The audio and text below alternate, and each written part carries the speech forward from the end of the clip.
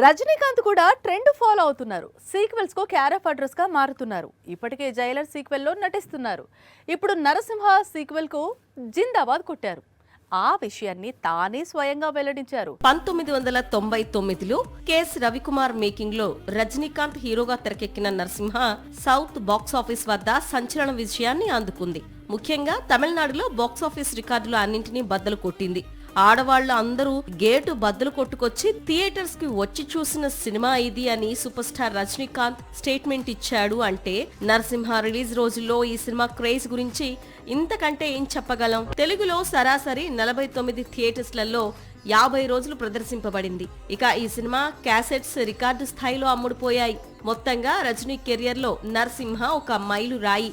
Narasimha character ఇప్పటికీ craze తగ్గని ever green role. Telugu తమిళనాట సంచలన విజయం సాధించిన నరసింహ మూవీకి సీక్వెల్ ఫిక్స్ చేశాడు సూపర్ స్టార్. ప్రస్తుతం సీక్వెల్ స్టోరీపై డిస్కషన్ జరుగుతోందని తానే స్వయంగా వెల్లడించాడు రజనీ.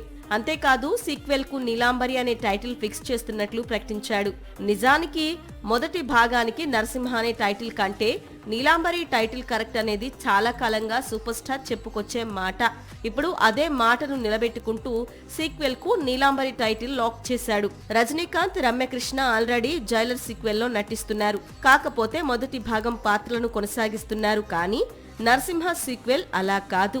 Rajani hero, Ramyakrishna villain. ఈసారి వీరిద్దరి వార్ నెక్స్ట్ లెవెల్లో ప్లాన్ చేస్తున్నాడు కేఎస్ రవికుమార్. రానున్న రోజుల్లో ఈ ప్రాజెక్ట్ గురించి మరిన్ని డీటెయిల్స్ బయటికి రానున్నాయి. సాక్షి టీవీ ప్రసారాలను నిలిపివేయటం చట్టరీత్యా నేరం. సాక్షి టీవీ ప్రసారాల కోసం మీ స్థానిక కేబుల్ ఆపరేటర్ను వెంటనే సంప్రదించండి.